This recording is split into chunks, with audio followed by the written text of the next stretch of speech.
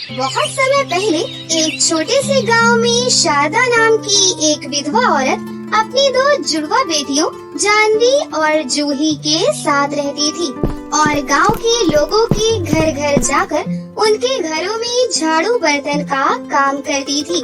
पति के गुजरने के बाद वो हमेशा अपनी दोनों जुड़वा बेटियों में ही अपना सहारा ढूंढती थी, इसलिए उसने दोनों बेटियों को गांव के ही सरकारी स्कूल में एडमिशन करवा दिया था। जानवी और जूही पढ़ाई में भी अच्छी थी।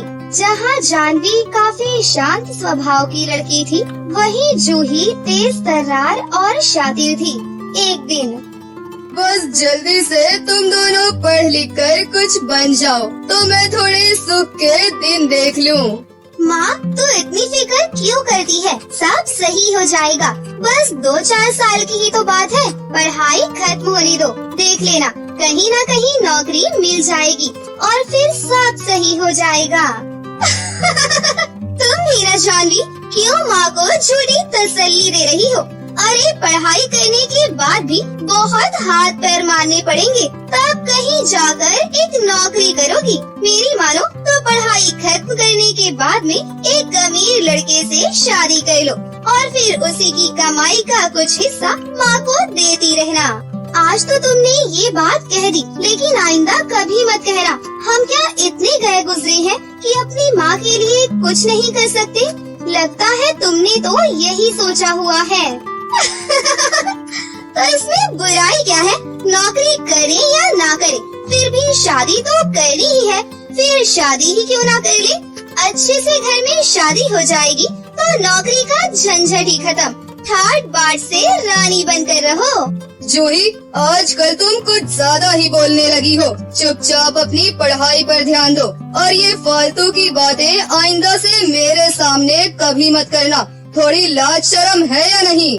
जूही मुंह बनाकर घर से बाहर चली जाती है। जानवी अपनी माँ को समझाने लगती है, पर जूही की बात सुनकर शारदा काफी गुस्से में थी। थोड़ा समय बीतने के बाद दोनों बहनें अपनी पढ़ाई खत्म कर लेती हैं और जानवी वही बच्चों को ट्यूशन देने का काम करने लगती है और साथ ही साथ नौकरी भी ढूंढने लगती है। वहीं जूही पढ़ाई खत्म होने के बाद अपनी अमीर बनाई गई सहेलियों से मिलती जुलती और शाम तक घर वापस आती। जूही, मैंने कल देखा तुम जमींदार के लड़के के साथ घूम रही थी। खबरदार, जो आइंदा मैंने तुम्हें उस लड़के के साथ घूमते देखा तो वो अमीर बाप की बिगड़ी हुई औलाद है। इसमें बुराई क्या है माँ?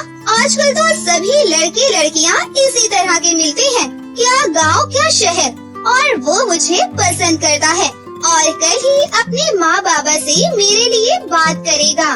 अच्छा, तो बात यहाँ तक पहुँच गई। तुझे क्या लगता है कि वो अमीर ज्यादा आएगा अपने माँ बाप के साथ और तेरा हाथ मांगेगा? कल से घर से बाहर जाने की जरूरत नहीं है। जानवी, इस पर नजर रखना। शारदा के चले जाने के बाद जानवी जूही से पूछती है, क्या चल रहा है? मुझे क्यों नहीं बताया? माँ सच कह रही है जूही, अभी भी संभल जा। तुझे क्या लगता है कि जमींदार का लड़का लोगों के घरों में झाड़ू बर्तन करने वाली की लड़की से शादी करेगा? हाँ, उसने मुझसे वादा किया है और वो अपने माँ बाबा को हमारे घर लेकर आएगा।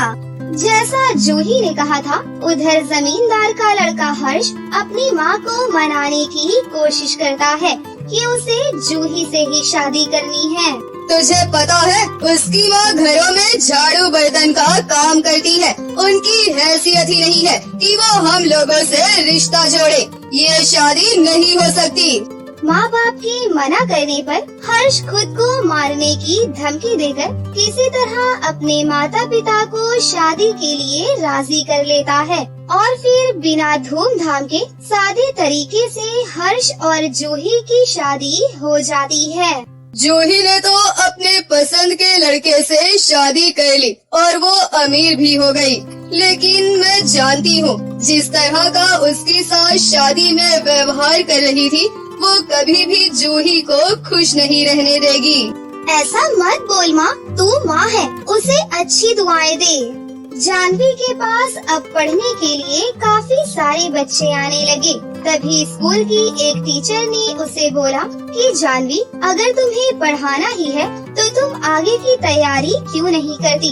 जानवी को अपनी टीचर की बात अच्छी लगती है और फिर वो अपनी माँ से पैसे लेकर एनटीटी में दाखिला ले लेती है और शाम के समय वो बच्चों को ट्यूशन देती है। और उधर जूही शादी करके अमीर तो बन गई, लेकिन वो खुश नहीं थी। उसकी सास उसे हमेशा गरीब होने का ताना देती। हर्ष, अपनी माँ को सीधे सीधे बोल दो, हर वक्त मेरी बेइज्जती ना किया करे। आखिर अब मैं भी घर की बहू हूँ, जब भी देखो मुझे गरीब होने के ताने देती रहती है। हर्ष, मुझे तो नहीं लगता कि कभी कुछ सही हो पाएगा। आज मैंने जरा ये अच्छी साड़ी क्या पहन ली तो मुझे बोल रही थी कि कभी देखी है इतनी महंगी साड़ी। इन छोटी छोटी बातों को दिल पर मत लगाओ। अब हमने अपनी पसंद से शादी करी है तो ये सब तो होगा ही ना।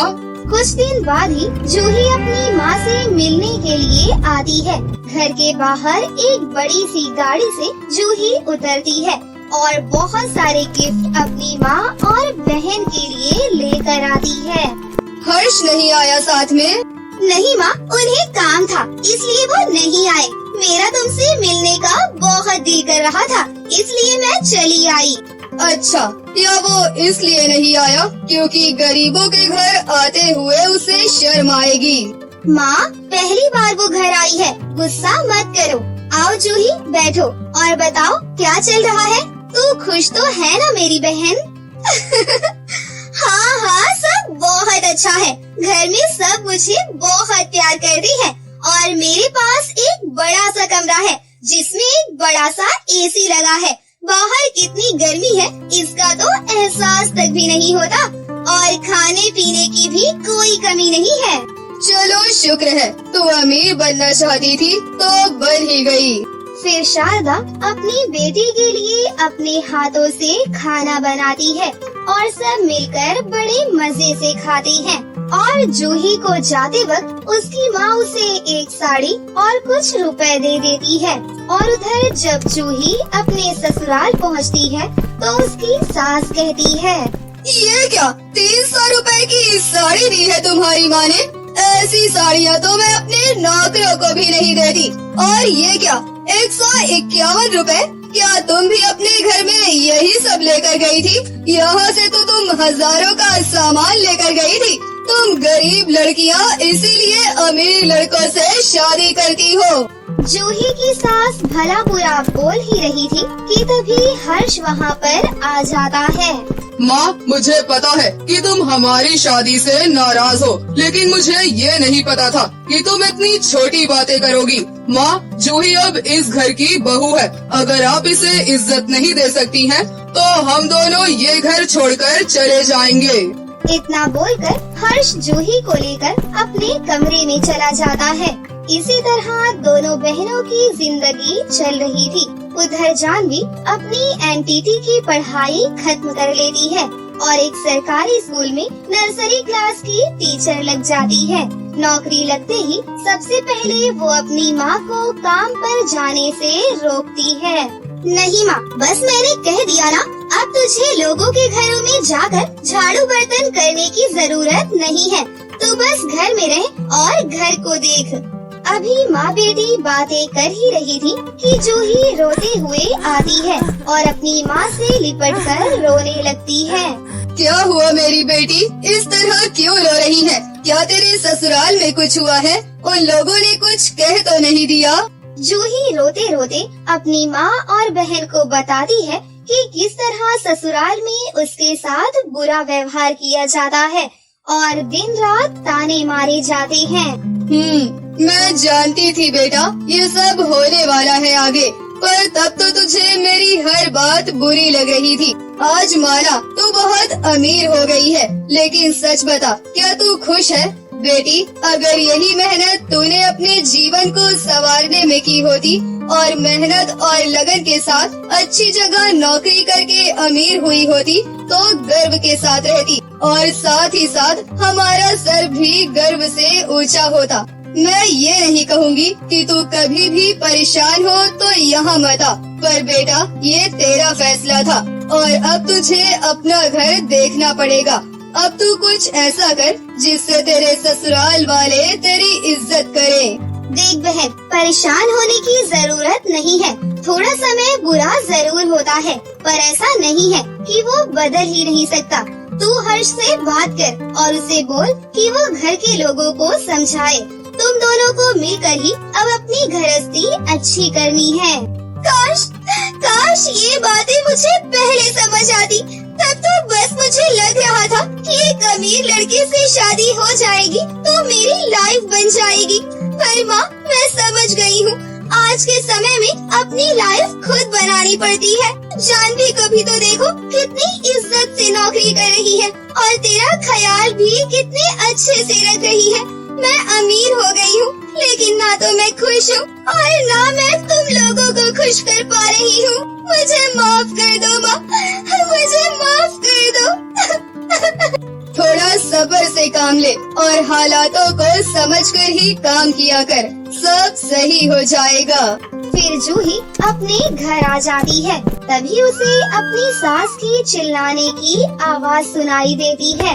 वो भागकर वहाँ जाती है तो देखती है कि घर के अंदर चोर घुसे हुए हैं और सारा सामान बिखरा हुआ है और अलमारी खुली हुई है। उसकी सास नीचे गिरी हुई है और उसके पेट से खून निकल रहा है। सारी स्थिति अचानक से इतनी बदल गई कि जूही को कुछ समझ ही नहीं आया। जूही ने कमरे में रखा हुआ पीतल का एक बड़ा सा फूलदान उन चोरों के सर पर दे मारा। फिर जूही चोर चोर करके चिल्लाती है। तभी घर का वॉचमैन भाग कर आता है और उन चोरों को पकड़ लेता है। इधर जूही अपने गले में पड़ा हुआ दुपट्टा निकालकर अपनी सास के पेट पर बांध देती है और एम्बुलेंस बुलाती है और सभी को इस घटना की खबर देती है। हाँ हर्ष, पुलिस ले गई थी चोरों को पकड़कर, पर तुम जल्दी आ जाओ, मुझे बहुत घबराहट हो रही है। मम्मी जी का काफी खून बह गया है। हाँ, मैं रास्ते में हूँ, बस आ रहा हूँ। तभी डॉक्टर आकर बोलते हैं कि हमें खून की जरूरत है। फिर जूही का खून अपनी सास के खून से मैच कर जाता है तो वो अपनी सास को खून देती है। तब तक हर्ष भी हॉस्पिटल पहुंच जाता है। अभी इनकी हालत काफी बेहतर है, लेकिन खून ज्यादा बह गया है तो इसलिए थोड़ा कमजोरी रहेगी। अभी कुछ दिन हॉस्पिटल में रहेंगी। ठीक है डॉक्टर साहब। और मेरी वाइफ कैसी है? वो भी ठीक है, लेकिन अभी उन्होंने खून दिया है तो वो भी थोड़ा कमजोर फील कर रही होंगी। उन्हें कुछ खिला पिला दीजिए। जब हर्ष की माँ की तबीयत थोड़ी ठीक होती है तो वो जूही को अपने पास बुलाती है। मेरी प्यारी बहू, तूने उस दिन बहुत हिम्मत दिखाई और मेरी जान बचाई। कहा सुनी तो होती रहती है, सब भूल जाना और मुझे माफ कर देना बेटा। ऐसा मत कहो मम्मी, बस आप जल्दी ठीक होकर घर वापस आ जाओ। जूही और हर्ष हॉस्पिटल आकर रोज अपनी माँ का ख्याल रखते और फिर जब वो हॉस्पिटल से घर पहुँचती हैं, तो सब लोग एक साथ हंसी खुशी से रहते हैं। संदेश: मुश्किल समय में दिखाया गया प्यार और त्याग रिश्तों को और मजबूत बना देता है। नहीं, ये मैं नहीं हूँ, ये शीशा झूठ दिखा रहा है। बाबा, ये इतनी काली कलूटी मैं नहीं हो सकती, ये मैं नहीं हूँ। अरे संभाल खुद को जानवी। सब कुछ तेरी वजह से ही हुआ है, ये तू ही है, इस सब की जिम्मेदार तू है। जानवी आखिर ऐसे क्यों रो रही थी और वो अपने रूप को स्वीकार क्यों नहीं कर रही थी? क्या उसके साथ कुछ हुआ था? जानने के लिए चलिए कहानी में पीछे चलते हैं। कार्तिक जी, आप तो बाप हो इसके। बाप का दिल तो बेटी के लिए मोम जैसा होता है। बेटी का रोना उसे पिघला देता है। आप कैसे अपनी बच्ची को यूं जमीन पर रोता देख रहे हो? चुप रहो। कितनी बार कहूँ मैं कि ये बच्ची मेरी नहीं है, होगी ये किसी की औलाद, पर मैं इसे अपनी बेटी नहीं मानता। इसकी माँ ने मुझसे गद्दारी की, मुझे छोड़कर चली गई। अपनी बेटी का भी ख्याल नहीं आया उसे। और तुम लोग कहते हो कि इस गद्दार की कोख से जन्मी दूसरी औलाद मेरी है। अरे जरा इसका रंग रूप तो देखो, कहीं से लगती है कि ये मेरा खून है। कार्तिक भैया, समाज तो इसे आपकी ही बेटी की नजरों से देखता है। लोग तो यही कहते हैं कि ये आपकी बच्ची है और इस बेचारी नन्ही सी जान का क्या कसूर है। माँ तो मर ही गई है, कम से कम इसे बाप का साया और नाम तो नसीब हो जाएगा। उस औरत की बात सुनकर कार्तिक को मजबूर होना पड़ा और उसने उस छोटी बच्ची को उठा लिया। बच्ची के बराबर में उसकी माँ की लाश थी, जो कार्तिक की भागी हुई पत्नी थी। कार्तिक ने उसका भी अंतिम संस्कार किया और उसकी बेटी को वो अपनी बेटी बनाकर घर ले आया। कार्तिक के घर में उसकी एक बड़ी बेटी भी थी, जिसका नाम जानवी था। कार्तिक उस छोटी बच्ची को ले तो आया था, लेकिन दोनों बाप बेटी उसे रत्ती भर भी पसंद नहीं करते थे। देखते ही देखते वक्त बीत गया और अब दोनों ही बच्चियां थोड़ी थोड़ी बड़ी हो चुकी थीं। छोटी बच्ची जिसे कार्तिक ने समाज में अपनी इज्जत के लिए अपनाया था, उसकी उम्र अब 6 साल थी और उसका नाम था माही। एक दिन माही गांव की नदी के किनारे खेल रही थी।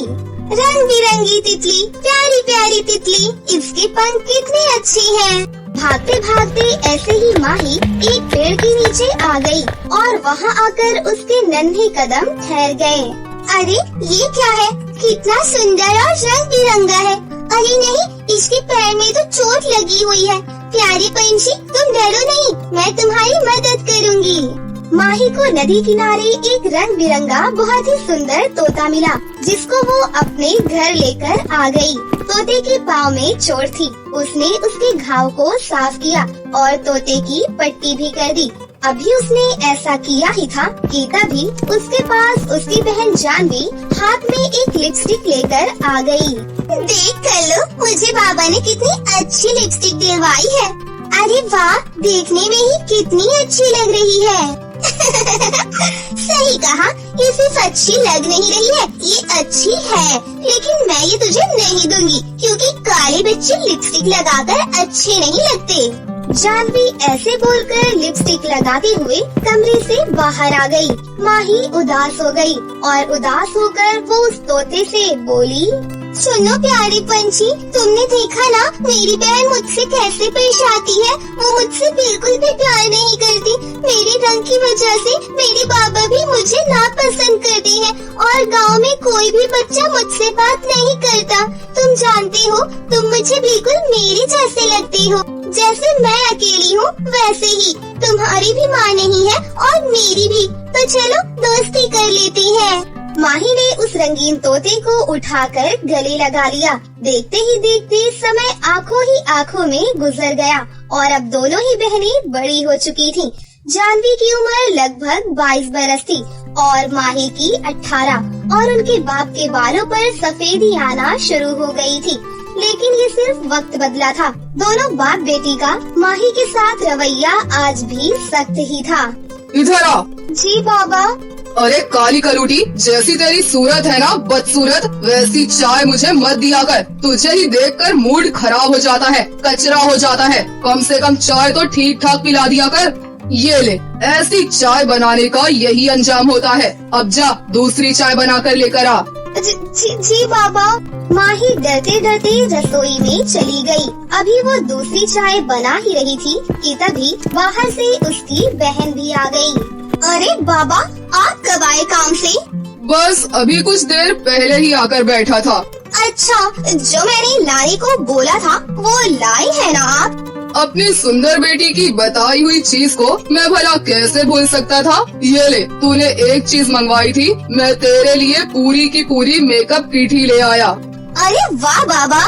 कार्तिक जानवी से बहुत ही प्यार से पेश आता था। जिन 2 मिनटों पहले वो निहायत ही सख्त था, अगले ही 2 मिनटों में वो अपनी दूसरी बेटी के लिए नर्म हो चुका था। ये सब देखकर माही को रोना आ गया। क्यों ऊपर वाले, क्यों?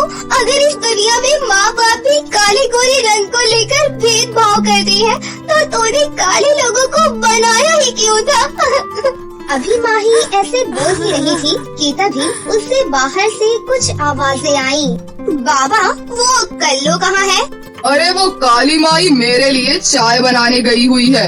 बाबा, आपने इस काली को घर में क्यों रखा हुआ है? निकाल कर फेंक क्यों नहीं देते इसे? मुझे तो बहुत शर्म आती है जब लोग उसे मेरी बहन बताते हैं। फेंकना तो चाहता हूँ, लेकिन क्या करूँ, समाज की वजह से मजबूर हूँ। और उस काली को भी तो ऐसा नहीं लगता कि खुद ही हमारी जिंदगी से चली जाए, बोझ बनकर हमारे गले पड़ी हुई है। सही कहा बाबा। दोनों बाप बेटी की ये सारी बातें माही ने सुन ली थी। किसी तरह उसने अपने आंसुओं को दबाकर अपने बाबा को चाय ला कर दी और फिर वो भागते हुए सीधा अपने कमरे में आ गई और जोर जोर से रोने लगी। माही जमीन पर बैठकर रो रही थी और वहीं उसके सामने बैठा हुआ उसका बचपन का तोता कोको उसे देख रहा था। कोको, कोको, मेरा कोई नहीं है। मेरा ये काला रंग, ये बदसूरत सी शक्ल कभी किसी को मेरा हमदर्द नहीं बनने देगी। लेकिन कोको, तुम कभी मुझसे मुंह मत मोड़ लेना। नहीं मोड़ूंगा माही। कोको, कोको, तुम बोल कैसे रही हो? माही के इतना बोलते ही उसके रंगीन तोते ने अपने पंखों को फैला लिया। उसके पंख चमक रहे थे। तुम डरो नहीं माही, मैं तुम्हारा दोस्त कोको ही हूँ। माफ करना, मैंने तुमसे अपनी असलियत छुपाई। मैं एक जादुई तोता हूँ और आज मैं तुम्हारी मदद करना चाहता हूँ। बस बहुत जी ली तुमने अपनी ये बदसूरत और बेरंग जिंदगी। अब तुम्हारी जिंदगी में रंग भरने वाला है। मेरा एक पंख खींचो, मुझे कुछ नहीं होगा, तुम निकालो। कोको की पूंछ में लाल, गुलाबी, पीले सभी रंगों के पंख थे। माही से उसने हर रंग का एक एक पंख निकलवा लिया। तो अब क्या करूं?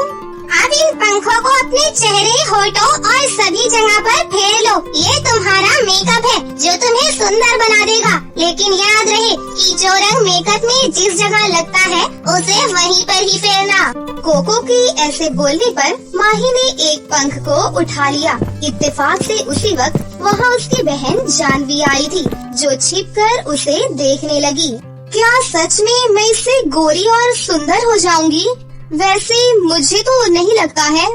चलो मेकअप करती हूँ। माही ने पीले पंख को अपने मुंह, गर्दन, बाजू, टांग सभी जगह फेर लिया। फिर एक लाल पंख को उसने अपने होठों पर फेरा और गुलाबी पंख को अपनी आँखों पर। ऐसे ही उसने पंखों से पूरा मेकअप किया। वहीं जानवी भी छुपकर उसे देख रही थी। ये कितनी पागल है, इसे लगता है ये सुंदर बन जाएगी। ओह गॉड! जानवी हंसते हुए वहाँ से आ गई और माही भी सोने के लिए लेट गई। ऐसे ही फिर अगली सुबह माही झाड़ू लगाने के लिए कमरे से बाहर आई और झाड़ू लगाने लगी। उसी वक्त जानवी भी कॉलेज जाने के लिए निकली और तभी, अरे तुम कौन हो? क्या मतलब? मैंने पूछा तुम कौन हो, और ये काम तो मेरी कल्लो बहन का है। तुम ये झाड़ू क्यों लगा रही हो? जानवी दीदी, ये मैं ही हूँ, माही। क्या? नहीं, तुम माही कैसे हो सकती हो? अगर तुम माही ही है तो तुझे अचानक क्या हो गया? तो इतनी सुंदर और गोरी कैसे हो गई? जानवी की बात सुनकर माही खुद को देखने के लिए भागती हुई कमरे में आई और आईना देखकर वो चौंक गई, क्योंकि माही हकीकत में बहुत ही ज्यादा सुंदर हो चुकी थी। अरे वाह, ये तो मैं ही हूँ। मैं कितनी ज्यादा सुंदर लग रही हूँ। माही खुद को देखकर बहुत ज्यादा खुश हुई। ऐसे ही जब वो सामान लेने बाहर गई तो गांव में भी उसकी सुंदरता के चर्चे होने लगे। लेकिन ये सब जानवी से नहीं झेला गया। इस माही ने तो एकदम ही सब तरफ अपना डंका बजा दिया है, लेकिन मैं ऐसा नहीं होने दूंगी। मैं जानती हूँ कि ये किस चीज से सुंदर हुई है। इस काली को फिर से मैंने बदसूरत ना कर दिया तो मेरा नाम भी जानवी नहीं। जानवी ने एक चाल चली। रात को जब माही सो गई तब वो उसके कमरे में एक एक्सपायर फेशियल मास्क लेकर आई। अब आएगा मजा। कल्लो, बदसूरत होने के लिए तैयार हो जा। जानवी ने वो फेशियल मास्क उसके चेहरे पर लगा दिया और उसका पंखों वाला जादुई मेकअप चुराकर वापस अपने कमरे में आ गई। कोको भी ये सब कुछ देख रहा था, लेकिन उसने कुछ नहीं किया। ऐसे ही सुबह हुई। अरे, ये मैंने कब लगाया? माही को भी जानवी के चिल्लाने की आवाजें आई और वो भागती हुई उसके कमरे में चली गई। कमरे में कार्तिक पहले से ही था। क्या हुआ? क्या बात है दीदी? नहीं, ये मैं नहीं हूँ। बाबा, ये इतनी काली करोटी मैं नहीं हो सकती। जानवी ने माही पर चढ़ाई शुरू कर दी। अभी वो उस पर चीख ही रही थी कि तभी वहाँ कोको आ गया। कोको ने उनके सामने अपना आकार बढ़ा लिया और वो चमकते हुए बोला, इसकी जिम्मेदार माही नहीं, तुम खुद हो लड़की। माही का मेकअप तुमने चुराया था, माही के मुंह पर खराब मास्क तुमने लगाया था, तो तुम उसे दोष क्यों दे रही हो? माही को जो मिला वो उसकी सच्चाई थी और जो तुम्हें मिला वो तुम्हारे कर्मों का फल। कोको ऐसे बोलकर उड़ गया। जानवी को अपनी गलती का अब एहसास हो रहा था। माही को भी अपनी बहन के लिए बुरा लग रहा था क्योंकि वो काली हो चुकी थी। अब जानवी खुद को सुंदर दिखाने के लिए मेकअप का इस्तेमाल करती थी, तो वहीं माही का मेकअप बस वो जादुई पंख ही थे। अब जानवी माही से दुश्मनी भी नहीं रखती थी। ये था दोनों बहनों के मेकअप का अंतर। एक जो दिल से सुंदर थी उसकी सुंदरता बाहर भी आ गई और जो दिल की काली थी उसके चेहरे पर काली पुत गई। इसीलिए तो कहते हैं अपनी अच्छाई को कभी नहीं छोड़ना चाहिए। तो दोस्तों, कैसी लगी आपको हमारी ये कहानी? हमें कमेंट करके जरूर बताएं। तो दोस्तों, कैसी लगी आपको हमारी ये कहानी? अगर आपको हमारी कहानी अच्छी लगी हो तो इसे जरूर लाइक करें, साथ ही हमारे चैनल को सब्सक्राइब भी कर लें और बेल आइकन को दबाना ना भूलें। मिलते हैं अगली वीडियो में। धन्यवाद।